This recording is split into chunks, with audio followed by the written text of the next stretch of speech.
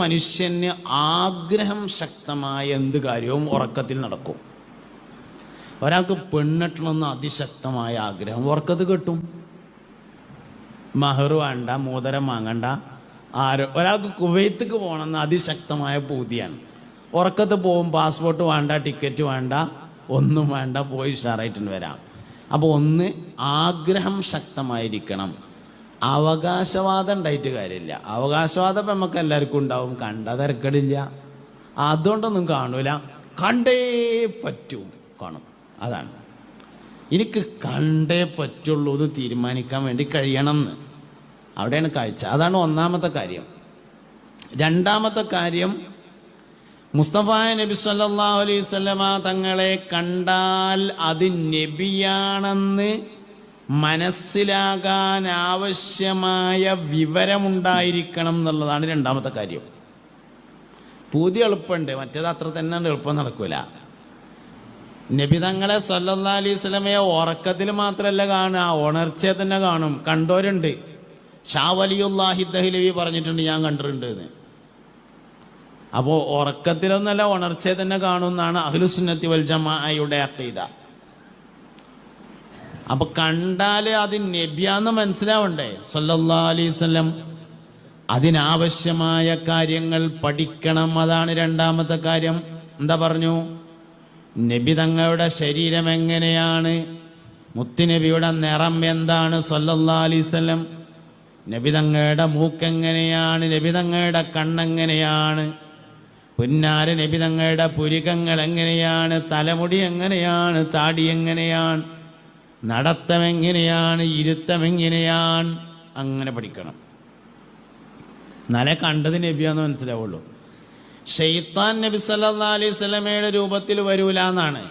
അതിന് രൂപം നമുക്കറിയണ്ടേ? ശൈത്താനാണോ അല്ലേന്ന് അറിയണമെങ്കിൽ ആദ്യം എന്ത് വേണം? രൂപം അറിയണമല്ലോ.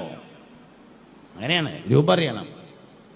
അപ്പൊ മുത്തുനബിയുടെ എല്ലാ കാര്യങ്ങളും സല്ലല്ലാഹു അലൈഹി വസല്ലം നബി തങ്ങൾ സാധാരണയായി ചെയ്യാറുള്ളത് എണ്ണ തേച്ച് മുടി വാർന്നിടലാണ് പതിവ്.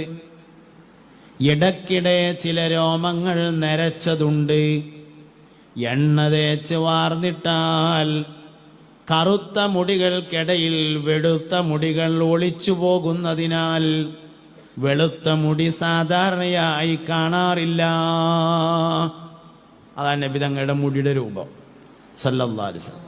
അപ്പോൾ ഒരാൾ പറഞ്ഞു, ഞാൻ നബി തങ്ങളെ ഇന്നലെ ഉറക്കത്ത് കണ്ടു, കുളിച്ച് വരിക തോന്നുന്നുണ്ട്, മുടിയൊക്കെ ഇങ്ങനെ പാറിങ്ങാണ്ട് പറഞ്ഞാൽ മനസ്സിലായി കണ്ടത് നബിനല്ലാന്ന്. കാരണം അങ്ങനെ നബി തങ്ങൾ നടക്കലില്ല സല്ലല്ലാഹു അലൈഹി വസല്ലം.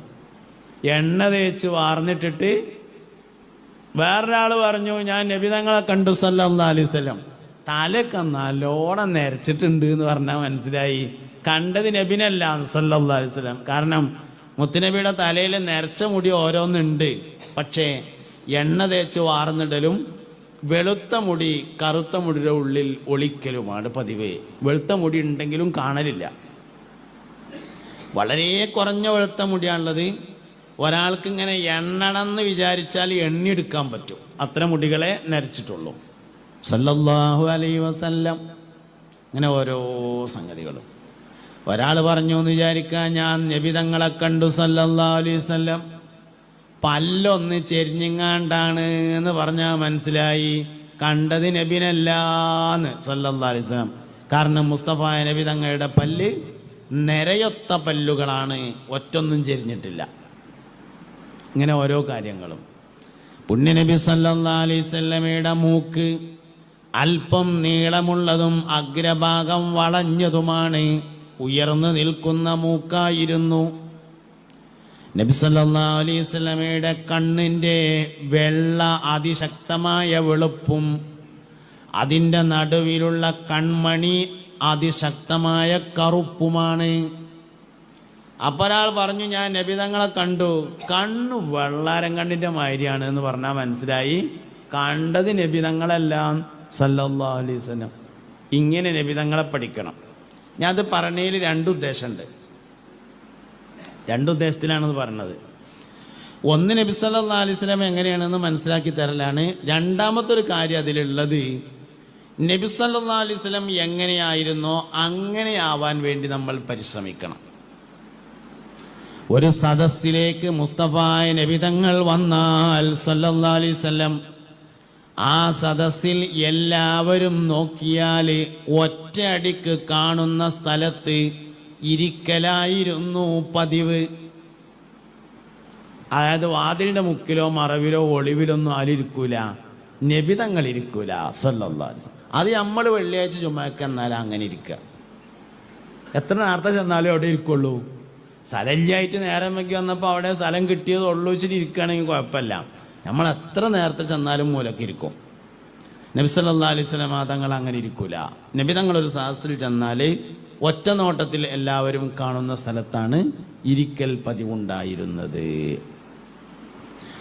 പുണ്യനബി സല്ലല്ലാഹു അലൈഹി വസല്ലം തങ്ങൾ പൊതുവെ കൈ കെട്ടൽ പതിവില്ല. നിസ്കാരത്തിലൊക്കെ കെട്ടും എന്നുള്ളത് വെച്ചാൽ അങ്ങനെ പൊതുവെ കൈ കെട്ടൂല. ഇനി കൈ കെട്ടുകയാണെങ്കിൽ തന്നെ മുന്നിലേക്ക് മാത്രമേ കെട്ടുള്ളൂ.